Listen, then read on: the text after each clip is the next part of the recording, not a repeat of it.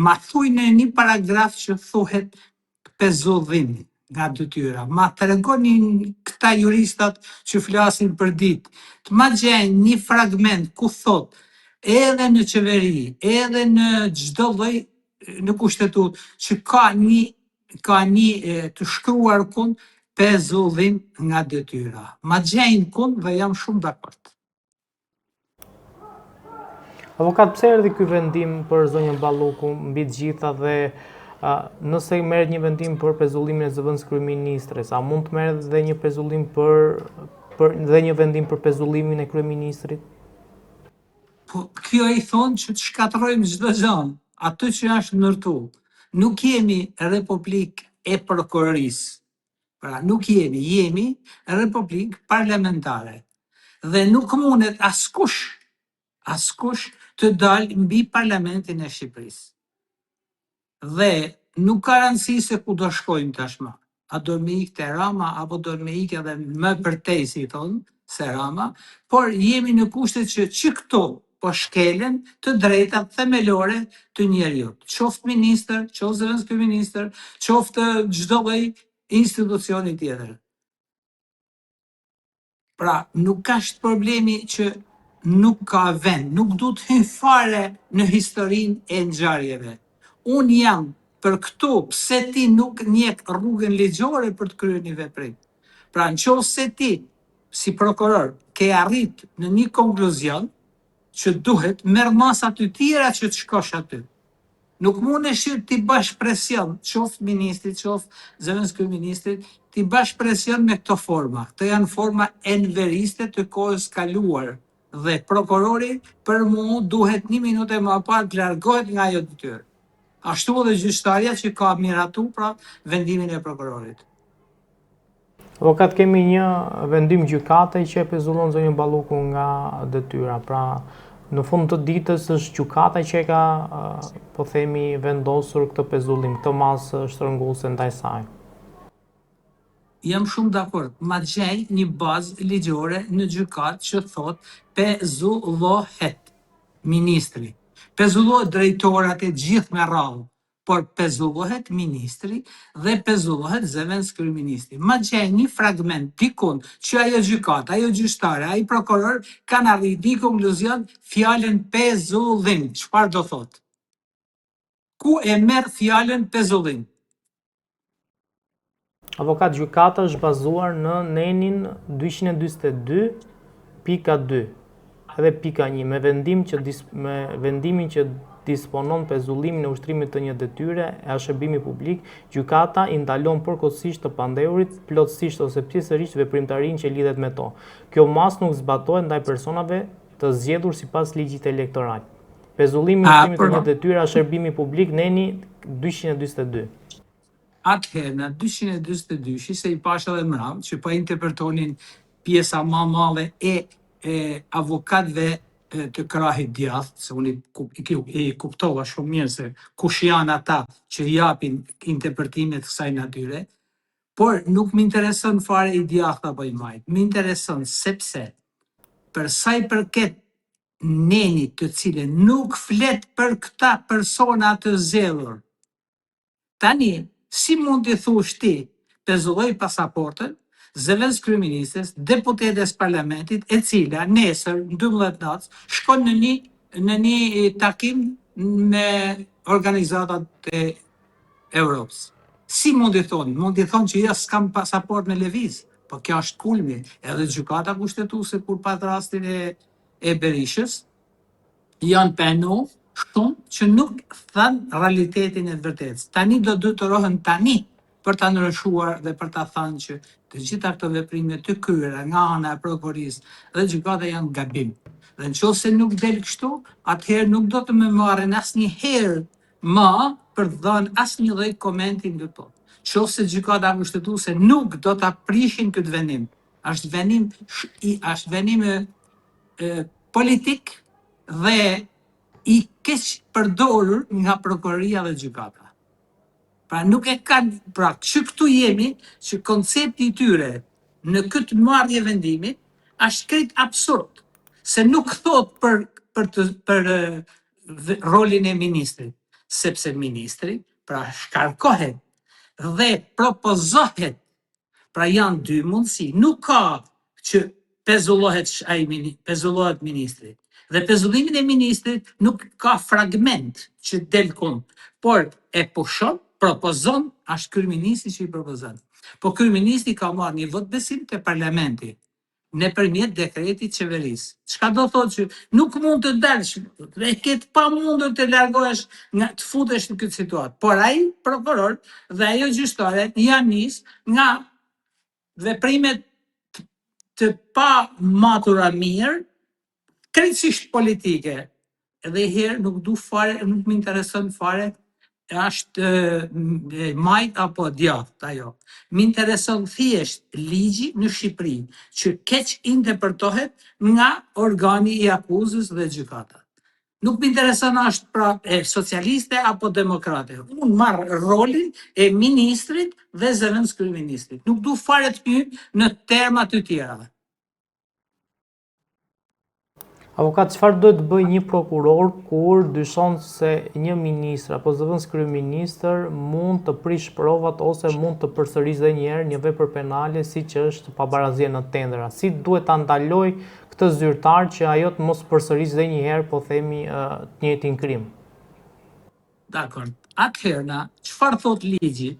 E thot shumë pastër, shumë saktë. I drejtohesh parlamentit dhe i kërkon heqjen, i kërkon lejen për të arrestuar. Minimumi. E ka bën këtë prokurori? Atëherë na linte një dyshim tjetër, në qoftë se prokurori e ka çuar në parlament kërkesën dhe parlamenti i Shqipërisë pra thot jo, sepse e ka të drejtë sa është mazhorancë dhe ka shumicën e votave. Në këtë moment, çfarë mund të bëjë prokurori?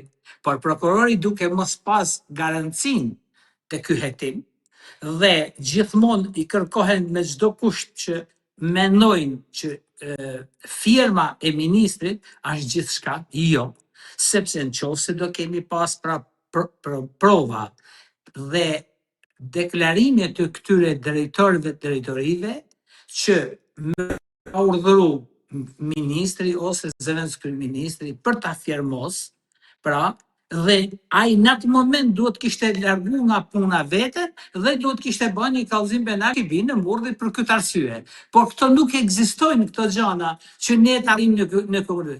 Prokurori pra vën vetën në këtë raste. Thot, këtë i ka bën ajo, po i ka bën, po duhen me prova. Pra humb e drejta e legjitimitetit të provës.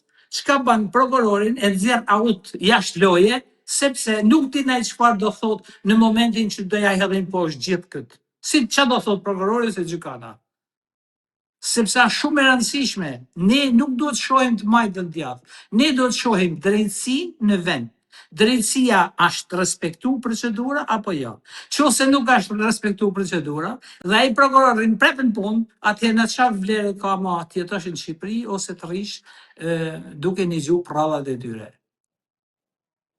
Zoti Pietra ka pasur një takim të gjatë të zonjës Balluku me kryeministrin Rama dhe me Ulsi Manjën ditën e djeshme, ku ka zgjatur për më shumë se 7 orë.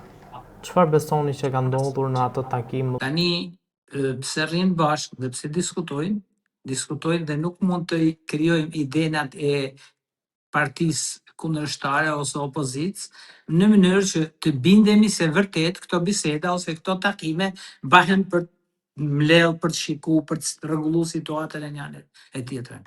Por unë di vetëm këtë me thënë që vendimi i gjykatës është jashtë logjike dhe ka tejkalu kompetencat qoftë të prokurorit, qoftë të gjykatës. Ndodh se gjykata ka dhënë një vendim. Por nuk do thotë që gjykata jep një vendim dhe është i saktë, sepse vendimet e gjykatës shkallës më të ulët i rregullon gjykata më e lartë. Çka do thotë që në qoftë se jemi para këtij fakti që vërtet gjykata nuk gabojnë, atëherë mund të heqin gjitha gjykata tjera dhe ja lëm një gjykatë. Edhe në Shqipëri mos ketë vetëm një gjykatë. Por nuk do thotë që gjyqtari mund përgjegjësi për sa i përket vendimmarrjes. Në këtë rast po, mendoj unë, sepse ka të bëjë direkt me shkeljen e neneve të kushtetutës. Pra nuk mundet, pra dhe i herë, nuk mundet të delte me këtë venim. Nuk i heqet as pasaporta dhe fare mirë i bllokohet dalja jashtë shtetit.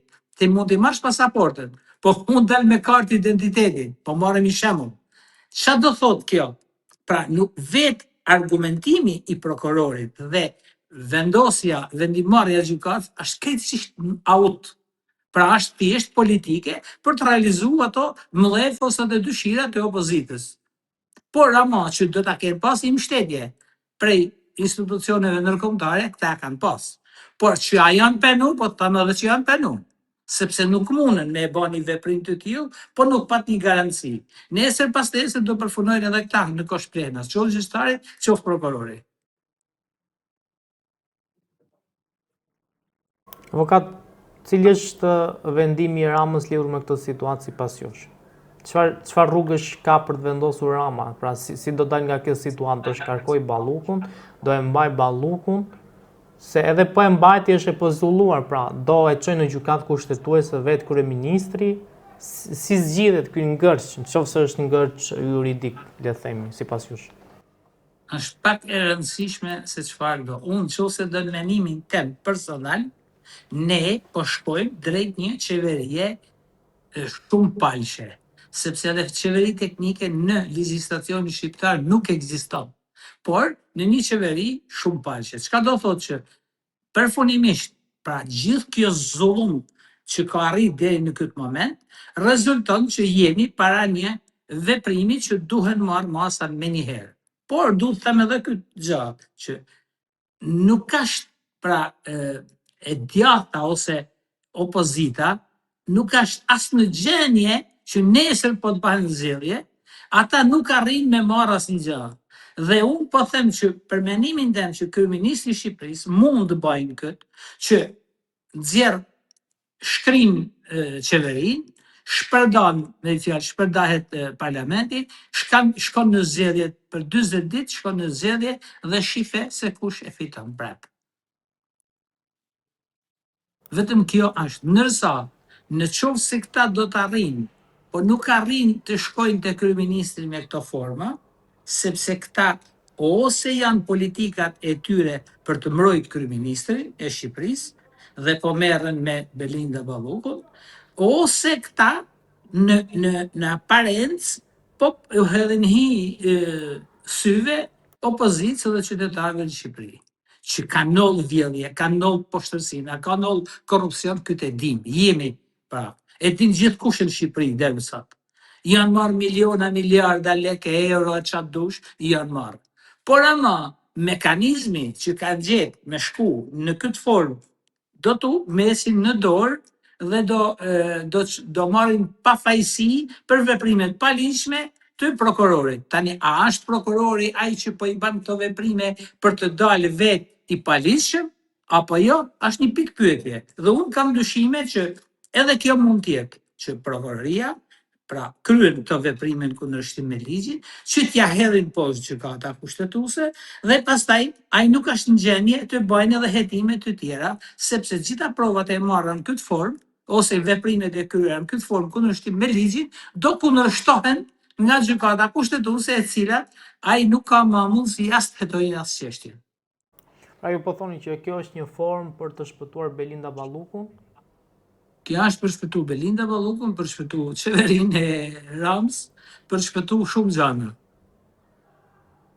Si mund të shkojë deri këtu, avokat, që mund të bjet në një ujdi mes Spakut dhe qeverisë, pra kur ndërkohë, pavarësisht gjithave, Belinda Balluku më moralisht po themi s'mund të kthehet më në qeveri, se po ajo është në qeveri, është e pezullume. Fjala që të kuptojnë njerëzit është e pezullume. Po ku ma gjete këtë vepër penale, këtë vepër, këtë kërkesë, këtë ku e mbështeten ligj fjalën pezullim?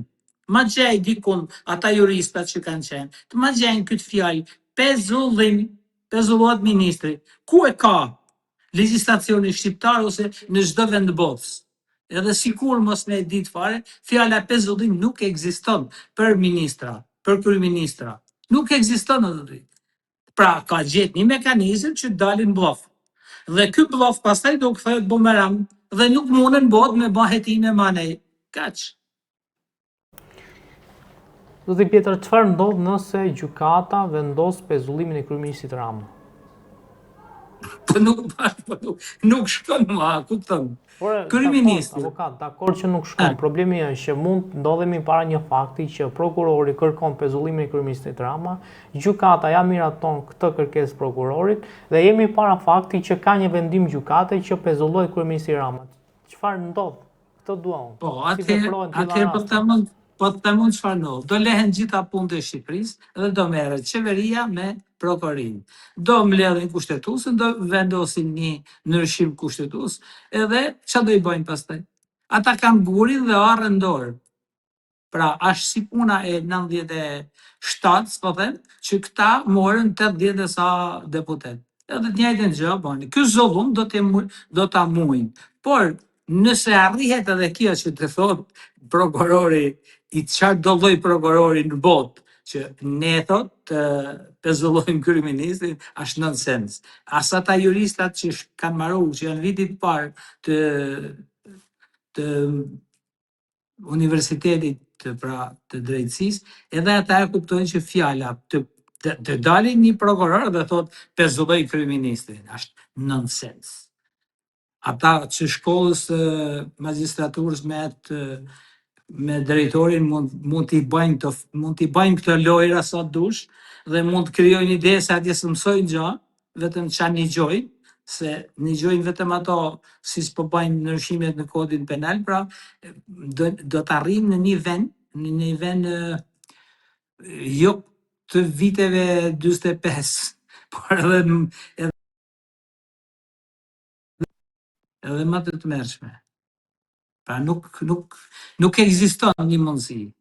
Çdo gjë, unë nuk e mendoj që mund të ekzistojnë kjo gjë.